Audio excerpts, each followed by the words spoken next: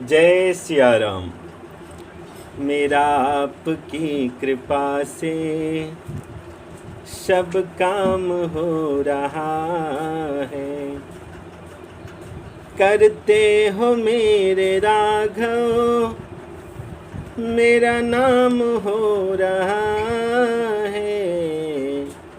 मेरा आपकी कृपा से सब काम हो रहा है। जय जय सीताराम, हर हर महादेव।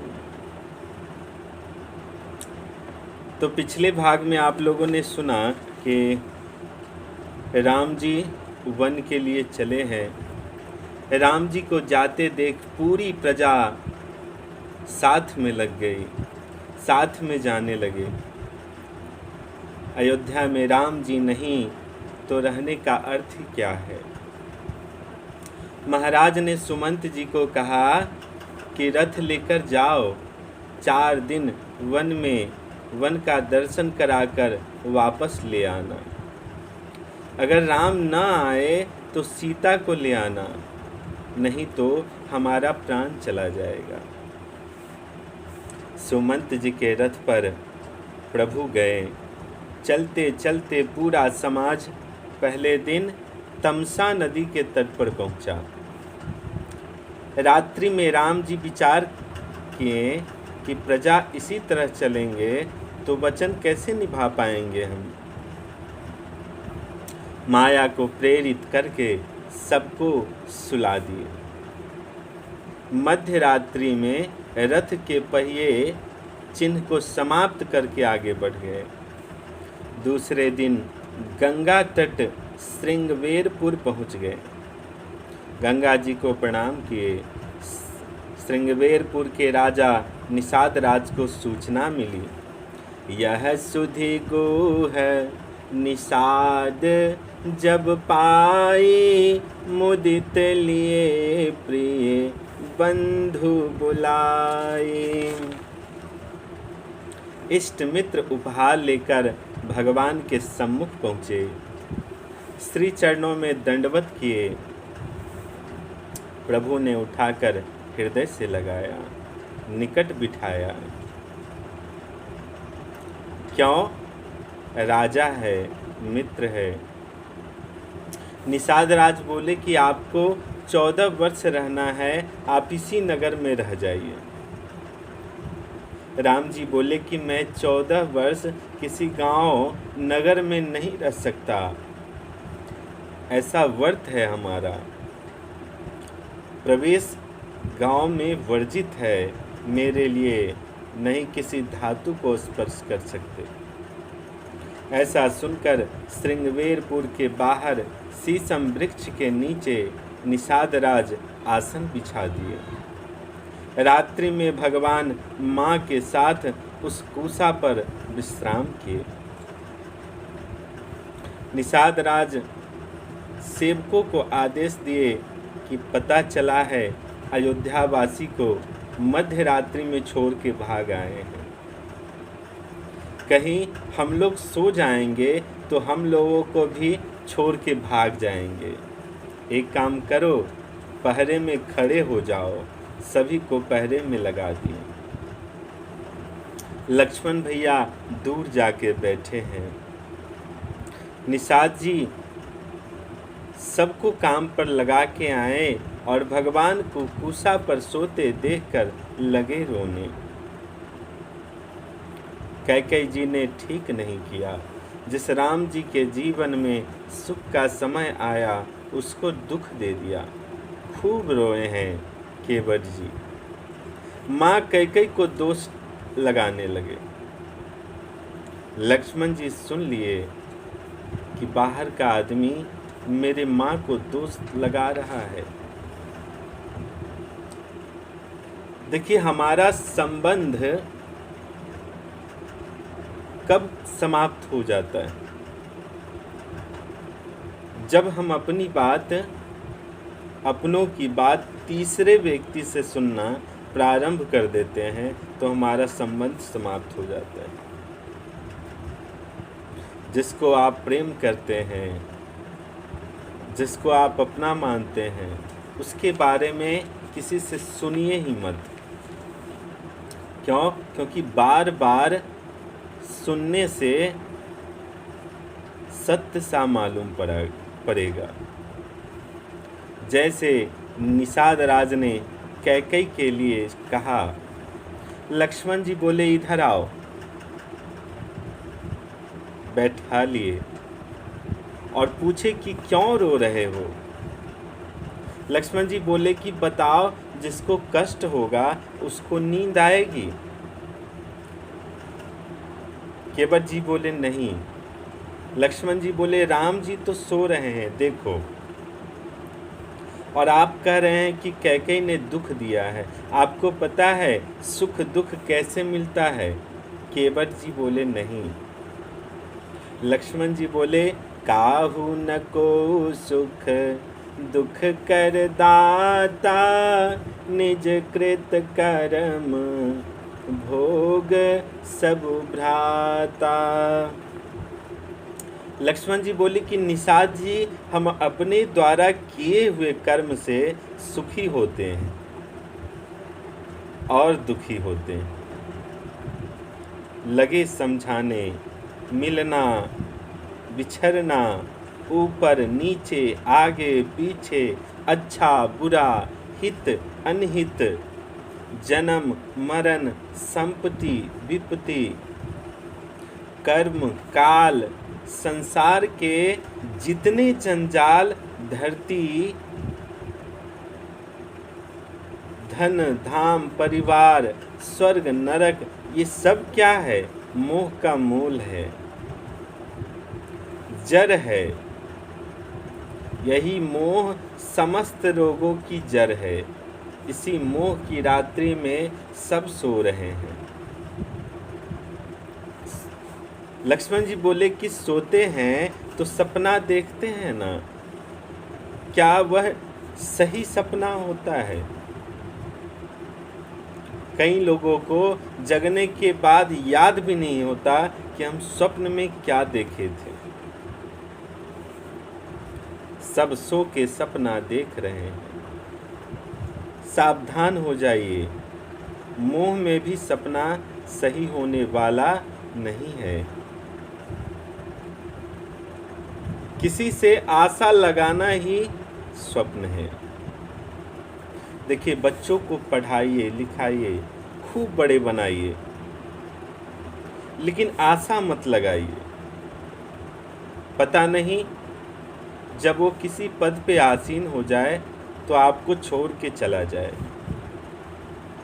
और ऐसा होता भी है।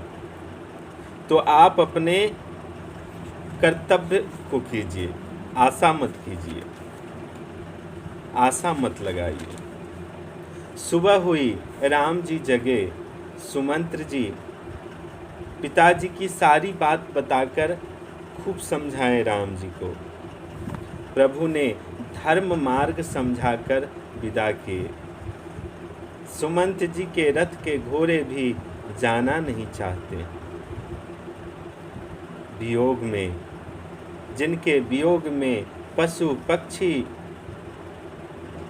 जाना नहीं चाहते, तो मनुष्य का क्या कहना? तो सुमंत जी कैसे जा पाएंगे?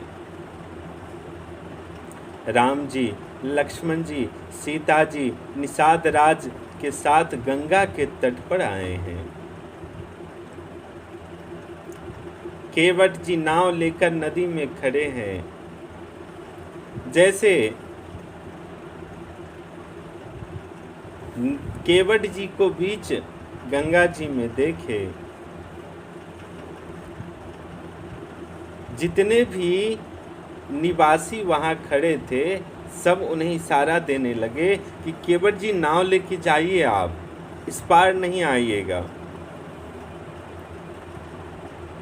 जैसे ही नगरवासियों ने देखा केवट जी नदी के बीच में नाव को खड़ा किए हैं, वहीं से इशारा देने लगे कि उस पार चले जाइए।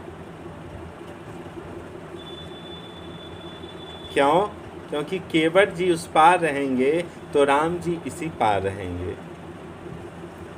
और इसी पार रहेंगे तो इनका दर्शन होते रहेगा। राम जी पहुँचे गंगा तट पर। पहला शब्द भगवान का, मांगी नाव न केवट आना, कहई तुम्हार मरम में जाना। भगवान ने नाव मांगी, केवट ने सीधा सीधा मना कर दिया, नहीं लाऊंगा। खाली मना ही नहीं किए, बोले हम आपका मरम जान गए हैं, हम नाव को नहीं लाएंगे। लक्ष्मण जी बोले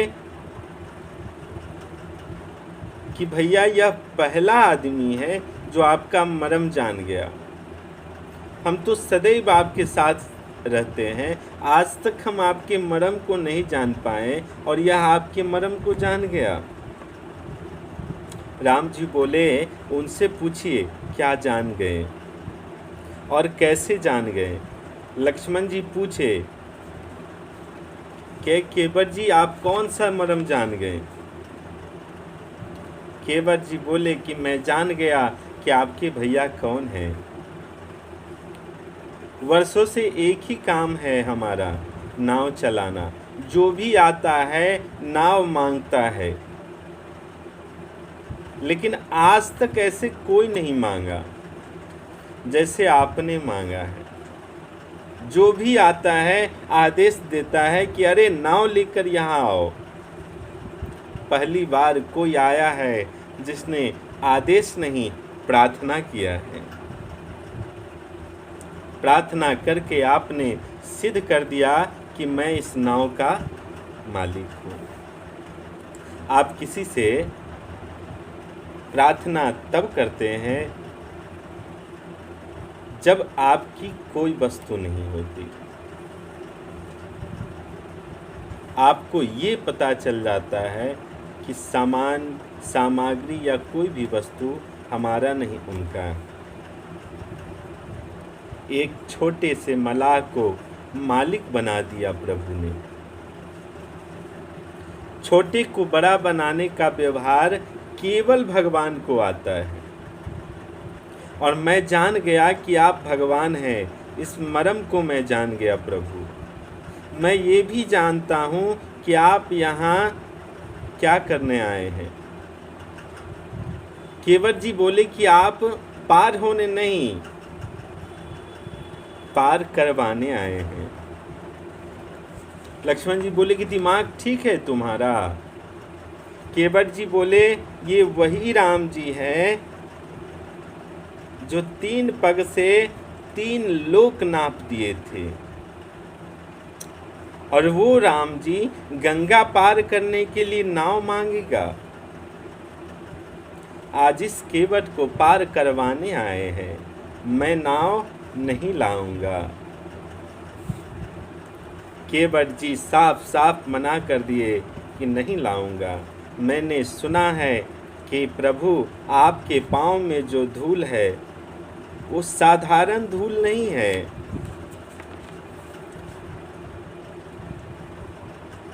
वह धूल से स्त्री बन जाती है। केवट जी बोले कि जिस पत्थर पर इशारा किए थे वह स्त्री बन गई। यहाँ हजारों नाव है।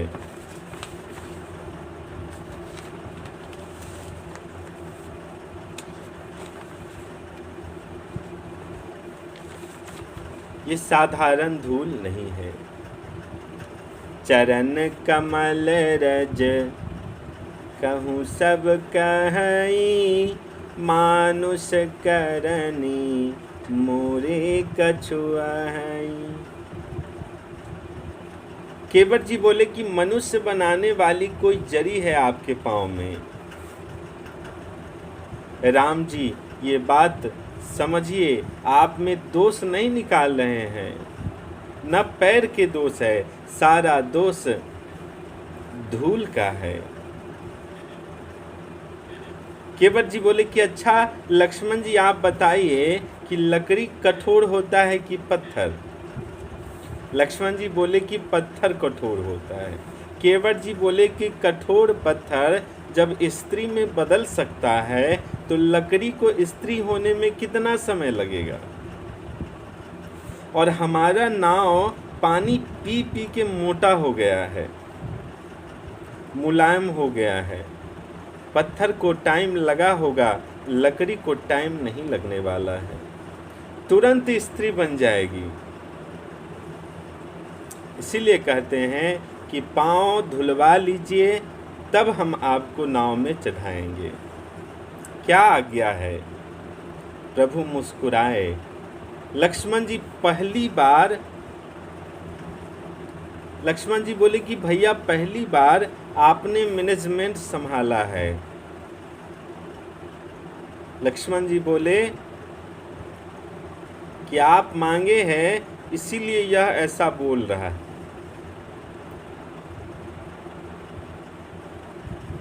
और ये अपने आप को भगत कहता है। भगवान बोले कि हाँ लक्ष्मण ये भगत जी है। लक्ष्मण जी बोले कि जो आपकी बात न मानेगा सब आपके भगत जी है, सब आपके विपरीत करते हैं। राम जी बोले कि आपको भी मना किए थे, सीता को भी मना किए थे, क्या आप लोग माने, हमारे साथ वन आए ना। लक्ष्मण जी केवट जी से बोले कि नाव अगर स्त्री बन जाएगी तो रहिएगा आराम से। केवट जी कहते हैं कि हमार 10-12 लड़का है, नाव अगर चली जाएगी तो सब भूखे मर जाएंगे। हम लोग पूजा पाठ भी नहीं करवाना जानते।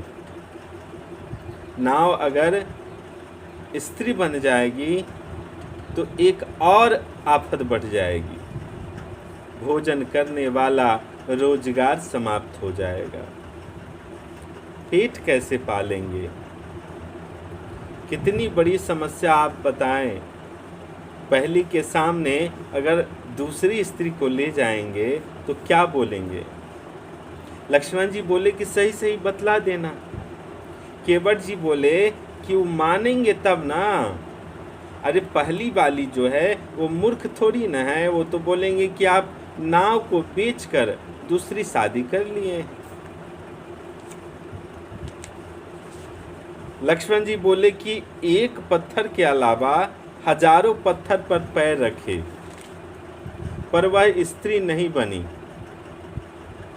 केवट जी बोले कि जिस पत्थर पर इशारा किए थे विश्वामित्र जी वह स्त्री बनी। यहाँ हजारों नाव है और इशारा हमारे नाव पर किया गया है, यानी कि खतरा है।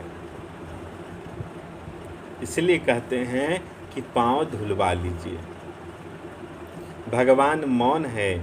केवट जी बोले कि एक उपाय है, थोड़ी दूर चलिए, वहाँ कमर भर पानी है, पैदल पार करा देंगे। राम जी बोले चलो। केवट जी बोले अभी नहीं, रात्रि में। अभी अगर चले गए तो हमारा सारा पैसेंजर जान जाएगा कि इधर से रास्ता है और हमारा कमाई ही खत्म हो जाएगा। भगवान बोले अभी जाएंगे केवट जी। केवट जी बोले कि पाँव धुलवा लीजिए। भगवान बोले कि प्रभु नाव चलेगी तो घर में भोजन जाएगा, हम लोग दूसरा काम नहीं जानते। बाबा नाव चलाए थे, पिताजी नाव चलाए थे, अब मैं भी नाव चला रहा हूँ, इसलिए पाँव धुलवा लीजिए। जड़ी बूटी निकाल देता हूँ, नाव हमारी बच जाएगी। भगवान मौन खड़े हैं। केवट जी पाँव पकड़कर रोने लगे। केवट जी बोले कि नहीं जाना था तो बोलिए हमें, हमें और आनंद मिलेगा। लक्ष्मण जी बोले कि कैसे? केवट जी बोले कि नित्य दर्शन होगा आपका। फिर भी प्रभु कुछ नहीं बोले। केवट जी बोले कि अब समझ आया कि आप क्यों नहीं बोल रहे। लक्ष्मण जी बोले क्या समझ में आया? केवट जी बोले कि कपड़ा जो पहने हैं उसमें जेब बना है कि नहीं बना है? जिस तरह हम ठन ठन गोपाल है उसी तरह आप भी ठन ठन गोपाल है क्या? मारे संकोच के नहीं बोल रहे हैं। केवट बोले कि पार लगाऊंगा, पर सौगंध लेकर कहता हूं कुछ मांगूंगा नहीं। आपके और आपके पिता का सौगंध करता हूं। जैसे ही पिताजी का नाम लिए लक्ष्मण जी क्रोधित हो गए। लक्ष्मण जी बोले कि लाओ बाण, अभी मार दूंगा। केवट जी बोले कि मार दीजिए। मैंने सुना है कि मरते समय आपके भैया का अगर कोई नाम ले ले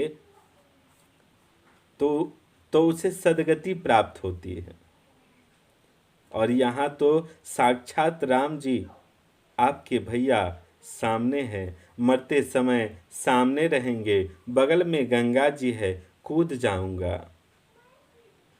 हम तैयार हैं, मारिए हमें। सुनी के बट के बैन, प्रेम लपेटे अटपटे, बिहसे करुणा नयन, चितई जान की लखन तना। केवट भैया के अटपटी बात सुनकर भगवान मुस्कुराए और रघुनाथ जी ने कृपा कर दी। कृपा सिंधु बोले मुस्काई, सोई कर जेहि तब नाव न जाई। बेगियान जल पाय पखारू, होत विलंब उतार ही पारू। भगवान ने केवट जी से कहा कि शीघ्र जाइए, पांव पखारिए और उस पार पहुंचाइए। जैसे भगवान बोले केवट जी वहीं बैठ गए। राम जी बोले कि लक्ष्मण पूछो क्या हुआ? लक्ष्मण जी बोले कि क्या हुआ, धो लो जल्दी। केवट जी राम जी केवट जी से राम जी पखारने के लिए बोले हैं। धोना एक ही है, पखारने का मतलब पूरा परिवार। अकेले कैसे करेंगे? राम जी ने आदेश दिया है। केवट जी गए, पत्नी को बुलाए, बच्चे को बुलाया और सबको सिखाया कि नदी के किनारे दो ठो पुरुष है, सावले और गोरे। गोरे के पास नहीं जाइएगा, बहुत गुस्सेले हैं। सामले वाले बोलते नहीं है, उनके पास जाकर चारों ओर से घेर के बैठ जाइएगा, भागने का रास्ता नहीं मिलेगा। उनको भागने की आदत है। राम जी वहीं खड़े रहेंगे। केवट जी का परिवार आया, प्रणाम करके चारों ओर से घेर लिया, बैठ गया। केवट जी पहुंचे घर, सोचने लगे कि कठौता ले चली कि कठौती। दिमाग लगाएं कि कठौती स्त्रीलिंग है, स्त्री बन जाएगी। कठौता पुल्लिंग है, लड़का बन जाएगा तो आनंद हो जाएगा। नाव चलाएगा, मालिक बनकर मैं बैठा रहूंगा। छोटा सा कठौता लिए और राम जी के एक ही पैर आवे उतना बड़ा ही लिए। गंगा जल लेकर आए, बोले पानी ले आए हैं। लक्ष्मण जी जैसे ही बोले कि पानी ले आए हैं, पानी है कि गंगा जल? केवट जी बोले कि ये हमारे लिए पानी ही है। कठौता का साइज देखकर लक्ष्मण जी क्रोधित हो रहे हैं। केवट जी से पूछे कि इतना छोटा लाया है? केवट जी बोले कि लक्ष्मण जी हम छोटे आदमी हैं, इसलिए हमारा सामान भी छोटा है। भगवान का दाहिना पांव रखे, बदल बदल कर कई बार धोए हैं और पी गए। दाहिना पांव धोकर पूरा पी गए। फिर जो जल लेके आए, बायां फिर धोए और बैठ गए। लक्ष्मण जी बोले कि क्या हुआ?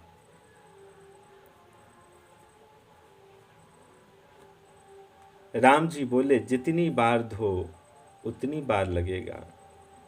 केवट जी बायां को पोंछकर गमछा पर रख दिए और तीसरी बार पानी का दाहिना पांव फिर से धोए। 3 बार का पानी अपने पी गए। भगवान केवट जी के गमछे पर खड़े हैं, चौथी बार धोए। बच्चों का मुख खोल खोल कर पिला रहे हैं। पूरे परिवार को तार दिया, सबको चरणामृत पिलाया। लक्ष्मण जी बोले कि अब ले चलो। केवट जी बोले कि हम और हमारा परिवार तो पी लिया, अब गांव वाले बचे हैं, आप लोग तो चले जाइएगा, क्या गांव वाले हमको जीने देंगे? 5वीं बार जल लाकर धोए, सारे गांव वाले को पिलाए। लक्ष्मण जी बोले कि अब लेके चलो उस पार। राम जी से बोले कि प्रभु एक बार और धोऊंगा। राम जी बोले कि अब कौन पार नहीं हुआ? केवट जी बोले कि मेरे पितर पार नहीं हुआ नाथ। प्रभु ने अनुमति दी। केवट राम रजाय सुपावा, पानी कठबता भरी ले आवा। अति आनंद उमगी अनुरागा, चरण सरोज पखारन लागा। केवट जी आनंद के साथ जल लाए, चरण को पखारने लगे। गंगा जी केवट जी के इस दृश्य को देखकर धन्य धन्य करने लगे। गंगा जी बोले कि एक ब्रह्मा जी है जो भगवान से हमको दूर कर दिए, और एक आप है जो उनके चरणों तक पहुंचा दिए हमें। पखार कर पितरों को तर्पण कर मुक्त कर दिए केवट जी। पूरा देव समाज पुष्प वर्षा करने लगा। केवट जी गंगा पार कराएं, प्रभु को फिर दंडवत करते हैं। सीता मैया अंगूठी निकाल कर कहा कि प्रभु केवट जी को मुद्रिका उतराई दे दीजिए। प्रभु देने लगे तो केवट जी चरण पकड़कर खूब रोए हैं। बोले कि प्रभु मुझे सब कुछ मिल गया। फिरति बार मोहि जो देबा, सो प्रसादु में सिर धर लेबा। लौटते समय जो दीजिएगा सिरोधार कर लूंगा।